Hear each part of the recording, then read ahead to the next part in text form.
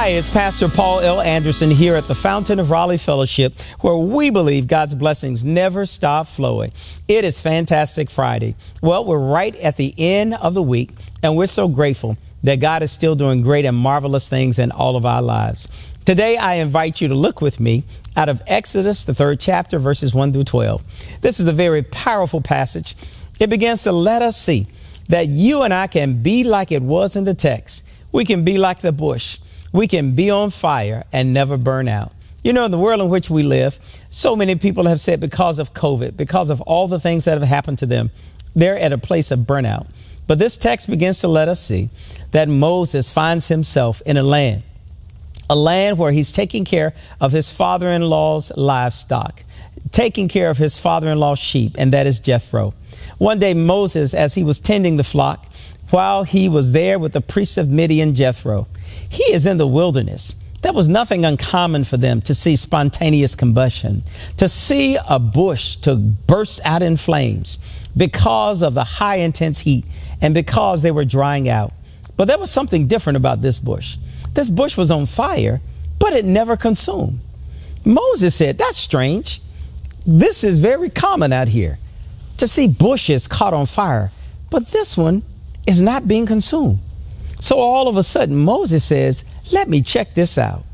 The angel of the Lord appeared unto him as he checked it out. While he saw the flame that was going on, Moses was amused. As he saw the flames and got closer to it, he heard a voice, and it said unto them, "Moses." Moses turned around. He said, "Oh, it must be really hot out here. I'm starting to hear voices." And Moses asked himself the question, why isn't this bush burning up? I need to check in. Let me get a little bit closer. As he gets closer, the voice again says, "Moses, here am I." Moses replied, "Oh, don't come any closer. Lord, I know it must be you." And then the voice says, "Take off your sandals because you're standing on holy ground." This passage begins to remind all of us as we get closer and closer to God, we'll find out that we have to take off our sandals. I think what it says in here about taking off the sandals, remember, Moses finds himself with sheep. Moses finds himself out in the desert. So you know how it is when you're around animals and livestock, you can't help but step into stuff that you wish you had not stepped in. And so God is telling Moses, take off your shoes, because when you come before me, I don't want you bringing any filth, because I am holy and I need for you to make sure that the only thing that you have on you that would deter you is my spirit. Moses gets closer and closer, and then God begins to speak to Moses through this burning bush, and he tells him, "Go and tell Pharaoh that I've sent you, and I want you to tell him to let my people go." And Moses said, "Who am I that I should appear unto Pharaoh?" And God tells him, "When you go, you tell him, I am that I am sent you." You know, we must remind ourselves God will send us.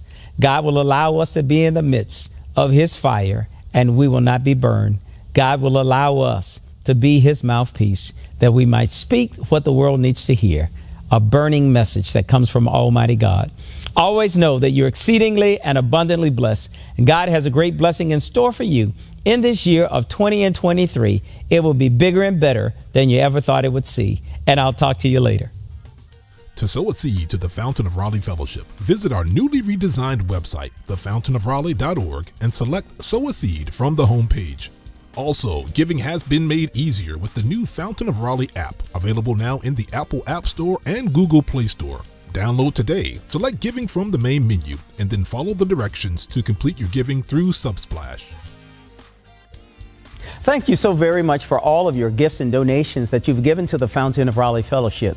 We thank you for what you've done in the past, what you're currently doing, and what you will do in the future. Your gifts and donations helps us to spread the gospel of Jesus Christ, not only locally, but throughout the world. Thank you again for your gifts, and may God continue to richly bless you. It is here at the Fountain that we believe that we are exceedingly and abundantly blessed, and may you receive those blessings that God has in store for you.